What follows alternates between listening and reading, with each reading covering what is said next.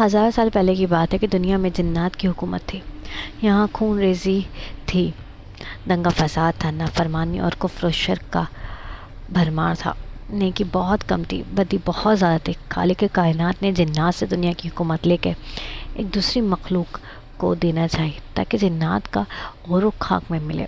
اللہ تعالیٰ نے فرشتوں کو اطلاع دی کہ میں زمین پر اپنا خلیفہ بنانا چاہتا ہوں جو اختیار وار دے گا، مالک ہوگا اور میری زمین پر جس قسم کا تصور کرنا چاہے گا کر سکے گا اور اپنی ضروریات کے لیے اپنی مرضی کے مطابق کام لے سکے گا۔ گویا وہ میری قدرت اور میری تصرف و اختیار کا مظہر ہوگا۔ فرشتوں نے جب یہ سنا تو حیرت میں رہ گئے اور اللہ کے حضور بطور سوال عرض کیا، اے خدا بے نیاز، کیا آپ ایسے کو پیدا کرنا چاہتے ہو جو زمین کو فساد اور خون ریزی سے بھر دے گا؟ یعنی فرشتوں نے اس نئی مخلوق کو جنات پر قیاس کیا اور وہ سمجھیں کہ نئی مخلوق بھی جنات کی طرح بے حد سرکش اور نافرمان ہوگی۔ وہ بولے کہ ہم جماعت ملائکہ آپ کی تسبیح و تحلیل کے لیے کافی ہیں۔ اللہ تعالیٰ نے جواب دیا، آدم کے پیدا کرنے میں جو حکمتیں ہیں تم ان سے واقف نہیں بلکہ ہم ہی خوب جانتے ہیں۔ سورہ بقرہ میں اللہ تعالیٰ نے اس بارے میں آیت نازل کیا۔ یہاں پر بات قابل فکر ہے کہ انسانوں میں بھی نافرمانی اور ظلم کا مادہ ہے، لیکن یاد رہے کہ وہ جنات کے مقابلے میں کم ہے۔ فیصد کا فرق محلوط رہنا ہو چاہیے۔ سمجھنا چاہیے کہ انسان ایک ایسی مخلوق ہے جو فرشتے اور جنات کے بیچ کی مخلوق ہے۔ اللہ تعالیٰ نے آدم علیہ السلام کو مٹی سے پیدا کیا اور ان کا خمیر تیار ہونے سے قبل فرشتوں کو اطلاع دی، اے ملائکہ، میں زمین میں ایک خلیفہ بنانے والا ہوں۔ آدم علیہ السلام کا خمیر مٹی سے گوندا گیا اور ایسی مٹی سے گوندا گیا جو نت نئے تبدیلی قبول کرنے والی تھی۔ جب یہ مٹی پختہ ٹیکری کی طرح آواز دینے اور کھنکھنانے لگی تو اللہ تعالیٰ نے اس جس خاکی میں روح پھونکی۔ اب یہ روح ناک کے نتنوں سے داخل ہو کر دماغ تک پہنچی ہی تھی کہ آدم علیہ السلام کو چھینک آئی۔ اسی وقت آدم علیہ السلام کو اللہ پاک کی طرف سے الہام ہوا کہ اس چھینک کے جواب میں الحمدللہ کہو۔ آدم علیہ السلام نے چھینک لیتے ہی الحمدللہ کہا، جس کے جواب میں عرش معلیٰ سے یرحمک اللہ یعنی اللہ تجھ پر رحم کرے گا جواب آیا۔ پھر رفتہ رفتہ روح آدم علیہ السلام حضرت آدم علیہ السلام کے تمام جس خاکے میں سرایت کر گئی۔ وہ مٹی کا پتلا یا بے گوشت ہونٹ ہڈی پٹھے کا انسان زندہ بن گیا اور ارادہ، شعور، حس، عقل اور جدوائی جذبات و کیفیت کا حامل نظر آنے لگا۔ تعلیم آدم علیہ السلام۔ اور اللہ تعالیٰ فرماتے ہیں کہ آدم کو اللہ نے سارے نام سکھا دیے۔ پھر اللہ پاک نے فرمایا، یعنی اے ملائکہ ان چیزوں کے نام بتاؤ۔ فرشتوں کو بھی خبر تک نہ ہوئی تھی کہ ان چیزوں کا کیا نام ہے۔ کائنات کی تمام اشیاء فرشتوں کے سامنے پیش ہیں اور ان کے نام ان معصوموں سے دریافت ہو رہے ہیں۔ یہ کیوں؟ یہ صرف آدم علیہ السلام کا اعزاز بڑھانے کے لیے۔ چنانچہ اس عظیم سوال پر سارے فرشتے عاجز ہوئے اور سب نے انکساری سے عرض کیا، اے پاک پروردگار، تیری ذات جو خوب واقف ہے کہ ہم ان چیزوں کے نام نہیں جانتے، تو بس وہی علم ہے جو تو نے ہمیں عطا کر رکھا ہے، یعنی ہمیں ذکر خدا اور تسبیح الہی، اور فی الحقیقت تو ہی سب چیزوں سے کا جاننے والا ہے اور بڑا حکمت والا ہے۔ آدم علیہ السلام کے اس شرف علم کے متعلق مفسرین کی متعدد آراء ہیں۔ ایک یہ کہ کائنات کی وہ تمام اشیاء جو ماضی سے مستقبل تک وجود میں آنے والی تھیں، ان سب کے نام اور ان کی حقیقت کا علم حضرت آدم علیہ السلام کو دیا گیا۔ دوسری رائے یہ ہے کہ اس وقت جس قدر اشیاء عالم کائنات میں موجود ہیں یا موجود تھیں، ان سب کا علم عطا کیا گیا۔ تیسری، زمین میں رہائش اور یہاں حکومت کرنے کے لیے جس قدر علوم کی ضرورت تھی وہ سب علوم عطا کیے گئے، جیسا طب، انجینئر، ہنسما، سب علوم عطا دیے گئے۔ چوتھا، انسانوں کے اندر غصہ، شہود، بھوک، حسد، تکبر، غرض، بہت سی باطنی کیفیت اور احساسات ہیں جنہیں انسان ہی سمجھ سکتے ہیں۔ فرشتوں کے اندر وہ فیلنگز یا جذبات نہیں ہیں، اس لیے وہ اس کے نام اور کیفیت بتا بھی نہیں سکتے۔ بہرحال حضرت آدم علیہ السلام کو صفت علم سے اس طرح نوازا گیا کہ فرشتوں کے لیے بھی ان کی برتری اور استحقاق خلافت کے اقرار کے علاوہ چارہ کار نہ رہا اور یہ ماننا پڑا کہ اگر ہم زمین پر اللہ تعالیٰ کے خلیفہ بنائے جائے تو کائنات کے تمام بھیدوں سے ناشنا رہتا ہے۔ اللہ نے کہا آدم تم ان چیزوں کے نام بتا۔ چنانچہ جب اس نے ان کے نام ان کو بتائے تو اللہ نے فرشتوں سے کہا کیا میں نے تم سے نہیں کہا تھا کہ میں آسمان اور زمین کے بھید جانتا ہوں، اور جو کچھ تم ظاہر کرتے ہو اور جو کچھ چھپاتے ہو مجھے سب کا علم ہے۔ سورہ بقرہ آیت نمبر 33۔ فرشتوں کو سجدے کا حکم۔ جب حضرت آدم علیہ السلام کی علمی برتری تمام جنات و ملائکہ پر ظاہر ہو گئی تو اب آدم علیہ السلام کا اعزاز اور بڑھا۔ پھر اللہ تعالیٰ نے فرشتوں کو حکم دیا آدم علیہ السلام کو سجدہ کرو، تو فوراً تمام فرشتوں نے تعمیل ارشاد کی اور سجدے میں گر پڑے سوائے شیطان کے، وہ سجدے میں نہ جھکا۔ سورہ اعراف 11۔ اس سے متعلق قرآن میں متعدد بار آیت آئی ہے۔ سورہ اعراف میں ہے اور ہم نے تمہیں پیدا کیا، پھر تمہاری صورت بنائی، پھر فرشتوں سے کہا کہ آدم کو سجدہ کرو، چنانچہ سب نے سجدہ کیا سوائے ابلیس کے، وہ سجدہ کرنے والوں میں شامل نہ ہوا۔ سورۃ الحجر میں ہے ہم نے انسان کو سڑے ہوئے گارے کی کھنکھناتی ہوئی مٹی سے پیدا کیا، اور جنات کو اس سے پہلے ہم نے لو کی آگ سے پیدا کیا تھا۔ اور وہ وقت یاد کرو جب تمہارے پروردگار نے فرشتوں سے کہا تھا کہ میں پروردگار ہوں، میں گارے کی کھنکھناتی ہوئی مٹی سے ایک بشر کو پیدا کرنے والا ہوں، لہٰذا جب میں اس کو پوری طرح بنا لوں اور اس میں اپنی روح پھونک دوں تو تم سب اس کے آگے سجدے میں گر جانا۔ چنانچہ سارے کے سارے فرشتوں نے سجدہ کیا سوائے ابلیس کے کہ اس نے سجدہ کرنے والوں میں شامل ہونے سے انکار کر دیا۔ سورہ الحجر۔ سورہ کہف میں ہے اور وہ وقت یاد کرو جب ہم نے فرشتوں سے کہا تھا کہ آدم کے آگے سجدہ کرو، چنانچہ سب نے سجدہ کیا سوائے ابلیس کے کہ وہ جنات میں سے تھا، چنانچہ اس نے اپنے رب کے حکم کی نافرمانی کی۔ کیا پھر بھی تم میرے بجائے اسے اور اس کی ذریت کو اپنا رکھوالا بناتے ہو، حالانکہ وہ سب تمہارے دشمن ہیں۔ اب ابلیس کا تعارف کرتے ہیں۔ اللہ تعالیٰ نے انسانوں سے ہزاروں سال پہلے ایک مخلوق آگ سے پیدا کی جسے جنات کہتے ہیں۔ جنات کی قوم میں ایک بزرگ تھا جس کا نام عزازیل تھا۔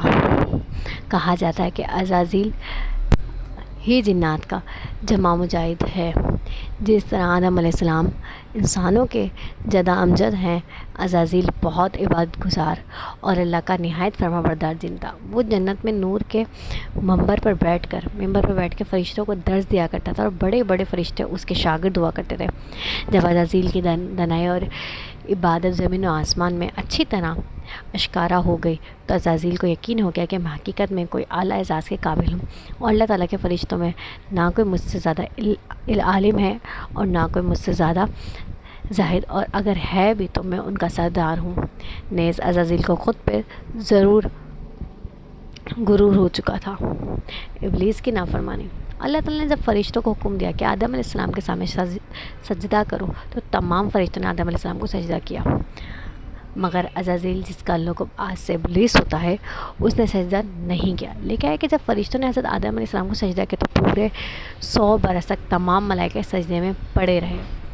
پھر جب انہوں نے سجدے سر اٹھایا تو دیکھا عزازیل یعنی ابلیس حضرت آدم علیہ السلام سے منہ موڑے اکڑا ہوا کھڑا ہے اور اس کا سارا منہ سیاہ ہو رہا ہے۔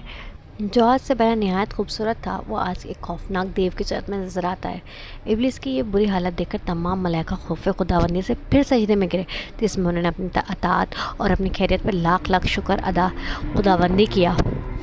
یہ 2 سجدے فرشتے کے اتنے پسند آئے، اللہ تعالیٰ کو اتنے پسند آئے، اس لیے انہوں نے تمام بندوں پر نماز میں 2 سجدے فرض کیے کہ ایک فرمانبرداری کا اور دوسرا فرمانبرداری کے ادا کرنے کا شکریہ۔ جب تمام فرشتے سجدے سے اٹھے تو اللہ تعالیٰ کا ارشاد ہوا، اے ابلیس، آدم علیہ السلام کو سجدہ کرنے سے تجھے کس چیز نے روکا؟ اللہ تعالیٰ اگرچہ عالم الغیب ہے اور دلوں کے بھیدوں سے خوب واقف ہے اور ماضی، حال اور مستقبل سب اس کے لیے یکساں ہے، مگر اللہ نے دوسروں کو دکھانے کے لیے ابلیس کے امتحان و آزمائش کے لیے یہ سوال کیا۔ اس سوال پر ابلیس نے جواب دیا، اے اللہ، میں آدم سے بہتر ہوں کیونکہ مجھے تو نے آگ سے بنایا ہے، آگ سے پیدا کیا، اور آدم کو خاک سے، پھر میں آگ کا بنا ہوا خاک کے پتلے کو کیوں سجدہ کروں؟ کتب و تفاسیر و تاریخ میں ہر مرقوم ہے کہ ابلیس نے صرف اس اعظم میں سجدہ نہ کرنے کی نافرمانی کی کہ آدم علیہ السلام کی اصلی اعلیٰ اور افضل نہیں ہے، یعنی مٹی آدم علیہ السلام کی اصل ہے اور آگ کی پیداوار شیطان ہے۔ مگر بک شیطان اپنے غرور تکبر میں یہ بھول گیا کہ وہ خود اور آدم علیہ السلام دونوں خدا کی مخلوق ہے۔ تو مخلوق کی حقیقت خالق سے بہتر وہ مخلوق خود بھی نہیں جان سکتی۔ وہ اپنے غرور تکبر میں یہ بھی بھول گیا کہ بلکہ یہ سمجھنے سے قاصر ہے کہ مرتبہ کی بلندی اس مادے کی بنا پر نہیں ہے جس سے کسی مخلوق کا خمیر تیار کیا جائے، بلکہ اس کی ان صفات پر ہے جو خالق کائنات نے اس کے اندر کی ہیں۔ چوئی بھی مٹی کے اندر عاجزی کی صفت ہے جو اللہ تعالیٰ کو بہت پسند، جبکہ آگ کے اندر بلندی اور بڑائی کی صفت ہے جو کہ اللہ تعالیٰ کو پسند نہیں۔ بہرحال شیطان کا جواب چونکہ غرور و تکبر پہ مبنی تھا، اس لیے اللہ تعالیٰ نے اس پر واضح کر دیا کہ وہ نخوت ہے، تجھ کو اس قدر اندھا کر دیا ہے کہ تو اپنے خالق کے حقوق و احترام سے بھی منکر ہو گیا، اس لیے مجھ کو ظالم قرار دے دیا اور یہ نہ سمجھا کہ تیری جہالت نے تجھ کو حقیقت سمجھنے سے قاصر کر دیا، بس تو اب اس سرکشی کی وجہ سے مستحق ہے میری نیکی، میری عبدی کا میرے رحم سے مستحق ہے، اور یہی تیرے عمل کی قدرتی پاداش ہے۔ سورہ حجر میں ہے، اللہ نے کہا ابلیس تجھے کیا ہوا کہ تو سجدہ کرنے والے میں شامل نہیں ہوا؟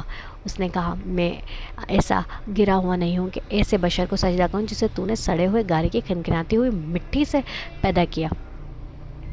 اللہ نے کہا اچھا تو یہاں سے نکل جائے یہاں سے، کیونکہ تو مردود ہو گیا ہے۔ چنانچہ ابلیس کا لباس بزرگی اور کرامت اتار لیا گیا اور اس کو لعنت و پھٹکار کا جامہ پہنا دیا گیا اور ملعون کر کے تمام چیز سے اس کو نکال دیا گیا۔ لکھا گیا کہ ابلیس کا حسن و جمال ملائکہ سے بہت اچھا تھا، وہ نہایت نورانی صورت تھا، مگر آج غرور نافرمانی کے سبب ایسی صورت ہو گئی کہ جو دیکھتا تھا وہ اس پر لعنت اور کرامت کرتا تھا، ملامت بھیجتا تھا۔ طلب مہلت اور دعویٰ۔ جب ابلیس کو ملعون کر کے جنت سے نکالا جانے لگا تو ابلیس نے توبہ و ندامت کے بجائے اللہ سے یہ استدعا کی کہ اے اللہ، اگر تو مجھے اپنے حضوری سے نکالنا اور جنت سے محروم کرنا ہی ہے تو مجھے یہ مہلت دی جائے کہ میں تا قیامت زندہ رہوں۔ اس نے دو مطالبے کیے، ایک بہت بڑی زندگی اور اختیارات کا، دوسرا موت نہ آنے کا۔ اس کا مطلب یہ تھا کہ قیامت کا دوسرا سور جس سے سب دوبارہ اٹھائے جائیں گے، جس کے بعد کوئی مرے گا نہیں، اس وقت تک مہلت دیجیے۔ اللہ تعالیٰ نے اسے اختیارات دی اور مہلت بھی دی، لیکن مہلت دوبارہ اٹھائے جانے تک نہیں دی، بلکہ فرمایا معلوم یعنی تجھے ایک مقررہ وقت تک مہلت ہے۔ بظاہر اس سے مراد قیامت کا پہلا سور پھونکنے جانے تک ہے۔ یہ سن کر اس نے ایک مرتبہ پھر اپنی شیطانیت کا مظاہرہ کیا۔ اس نے کہا جب تو نے مجھے نکال ہی دیا ہے تو میں بھی جس آدم کی بدولت رسوائی نصیب ہوئی ہے اس کو اور اس کی اولاد کو رسوا کروں گا اور ہر طرح سے ان کو گمراہ کروں گا، ان کی اکثریت کو تیرا ناشکرہ بنا کر چھوڑوں گا، مگر تیرے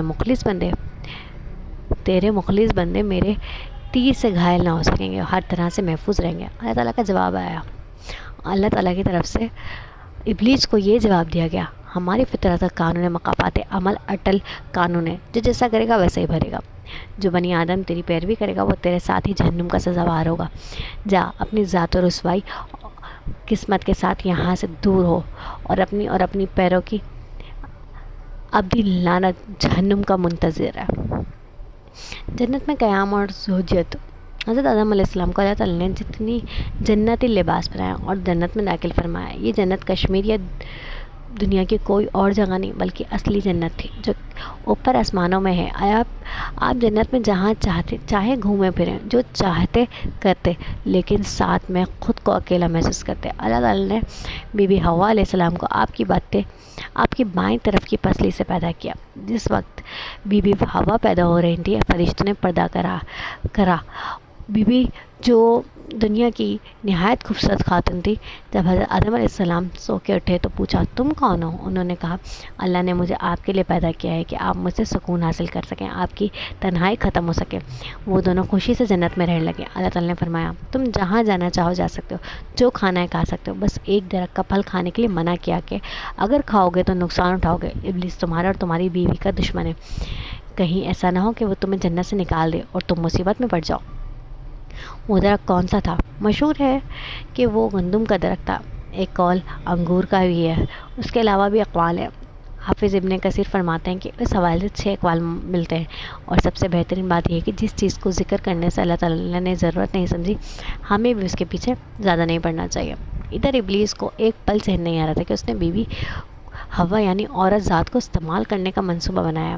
ابلیس نے بیوی ہوا کو بہکانا شروع کر دیا، وسوسے ڈالنے لگا، ذرا کا پھل کھا لو جس سے اللہ نے منع کیا ہے، کھا لو گے تو ہمیشہ ہمیشہ کے لیے جنت میں رہ پاؤ گے، تو فرشتوں کی طرح، ورنہ تم مر جاؤ گے۔ کہا جاتا ہے کہ شیطان سانپ کے ساتھ مل کر جنت میں گیا، اور سانپ کی صورت میں اس نے ان سے بات کی، اللہ کے نام کی قسمیں کھائیں، اور قسمیں کھا کے یقین دلایا کہ اللہ نے درخت سے شروع میں روکا تھا، اس لیے اس وقت تمہاری نئی پیدائش ہوئی تھی، تمہارا جسم اسے برداشت نہیں کر سکتا تھا، اب ایک عرصہ ہو گیا، اب تم مضبوط ہو چکے ہو، اب اسے کھانے میں کوئی حرج نہیں ہے۔ بیوی ہوا اس کی باتوں میں آ گئی، وہ سمجھ رہی تھی کہ اللہ کے نام کی قسم کھا کوئی غلط بات نہیں کر سکتا۔ بیوی ہوا نے حضرت آدم علیہ السلام کو قائل کر لیا کہ اس درخت کو کھانا پہلے ہمارے لیے درست نہ تھا، لیکن اب درست ہے۔ حضرت آدم علیہ السلام سمجھے کہ اللہ تعالیٰ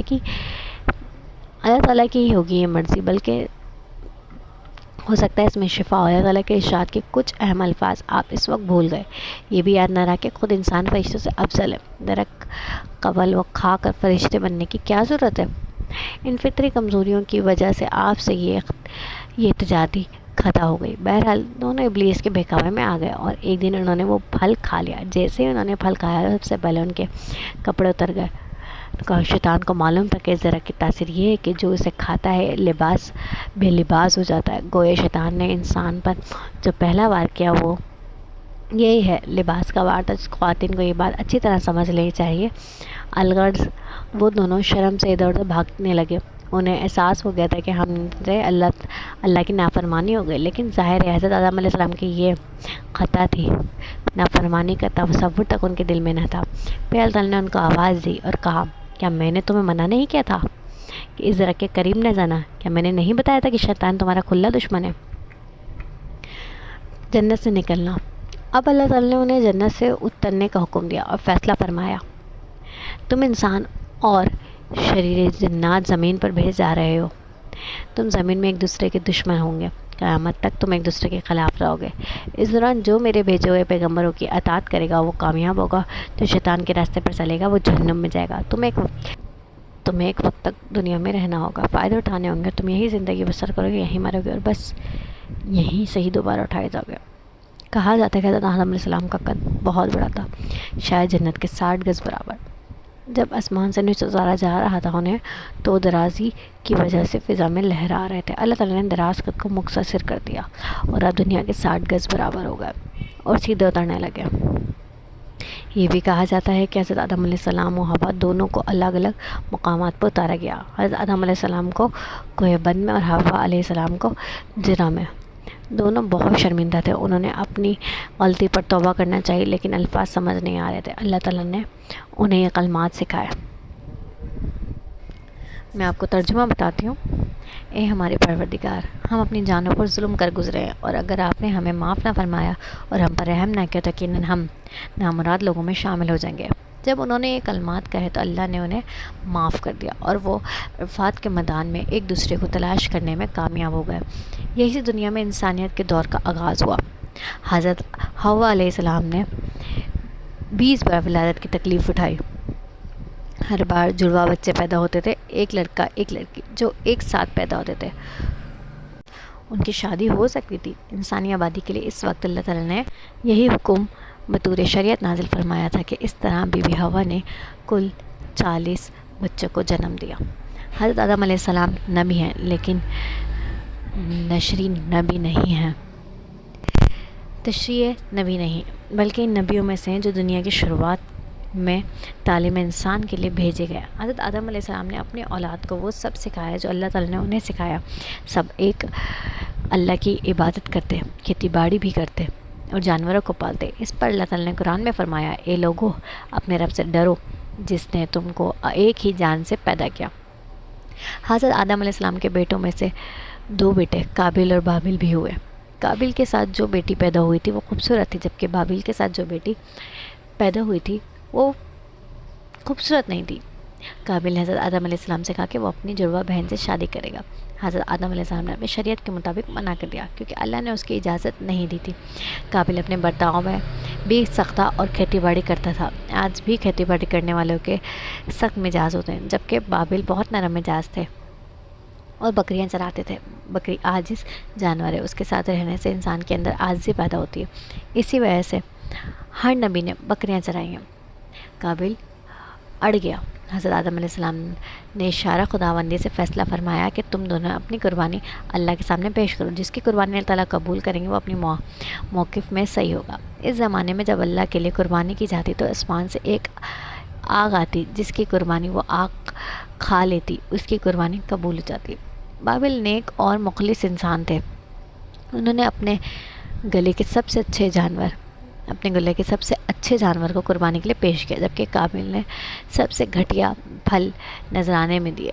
آگ آئی اور بابل کی قربانی کو کھا لیا۔ بابل کی جیت ہوئی اور قابل کو شکست ہو گئی۔ بابل متقی اور نیک انسان تھے اور اپنے موقف میں درست ہے۔ قابل کو حسد ہونے لگا۔ بجائے نیکی اور تقوی کا راستہ اختیار کرنے کا وہ شیطان کے جال میں پھنستا ہی چلا گیا۔ اسے بابل پر بہت غصہ آنے لگا۔ اس نے ٹھان لی کہ وہ بابل کو قتل کر کے رہے گا۔ ایک دن موقع پا کر اس نے بابل سے کہا کہ میں تمہیں ختم کر دوں گا۔ بابل نے کہا میں تم پر ہاتھ نہیں اٹھاؤں گا، میں مظلوم بننا پسند کروں گا، ظالم بننا نہیں۔ قابل نے بابل کے سر پہ بڑا سا پتھر مارا جو ان کی موت کا سبب بنا۔ یہ دھرتی پر پہلا انسانی قتل بھی تھا اور پہلی موت بھی۔ قابل نے قتل کا جرم قبول کر لیا، لیکن اس کو سمجھ نہیں آئی تھی کہ وہ بابل کی لاش کا کیا کرے، کیونکہ ابھی تک کسی کی موت نہیں ہوئی تھی۔ وہ اسی ششوپنچ میں تھا کہ اللہ تعالیٰ نے ایک کوے کے ذریعے اسے مردہ دفنانے کا طریقہ سمجھایا۔ ایک کوا اپنے ساتھی کو زمین میں گڑھا کھود کر دفنا رہا تھا۔ قابل بہت شرمندہ ہو، اس نے دل میں سوچا کہ میں تو کوے سے بھی گیا گزرا ہوں، کوا تدفین کا طریقہ جانتا ہے، میں نہیں۔ قابل نے گڑھا کھودا اور بابل کو دفنا دیا۔ اس کے بعد قابل جسے شادی کرنا چاہتا تھا اسے لے کر حضرت آدم علیہ السلام سے بہت دور نکل گیا۔ حضرت آدم کے ساتھ جتنے لوگ تھے ان میں سے جو شیطان کے بہکاوے میں آ گئے وہ قابل سے ملتے گئے۔ حضرت آدم علیہ السلام کو جب بابل کے قتل کے بارے میں پتہ چلا تو آپ کو بہت صدمہ ہوا۔ حضرت آدم علیہ السلام کی اصل عمر 1000 برس تھی۔ اپنی عمر کے 40 سال آپ نے حضرت داؤد علیہ السلام کو دینے کا کہہ دیا تھا، اس لیے آپ کا انتقال 960 برس کی عمر میں ہونے والا تھا۔ جب آدم علیہ السلام 960 کے ہو گئے تو ان بچوں سے کہا مجھے جنت کے پھل کھانے کی خواہش ہو رہی ہے۔ سارے بچے ادھر ادھر پھیل گئے پھل ڈھونڈنے کے لیے۔ راستے میں ان کو موت کے فرشتے ملے جو انسانی شکل میں تھے۔ انہوں نے کہا کہ واپس جاؤ، حضرت آدم کی موت کا وقت قریب ہے۔ فرشتوں نے حضرت آدم علیہ السلام کی روح قبض کی، غسل دیا، خوشبو لگائی اور دفنا دیا۔ آپ کی موت کے بعد حضرت شیش علیہ السلام کے سر پر نبوت کا تاج سجایا گیا۔ حضرت آدم علیہ السلام کی وفات کے 1 سال بعد حضرت حوا کا بھی انتقال ہو گیا۔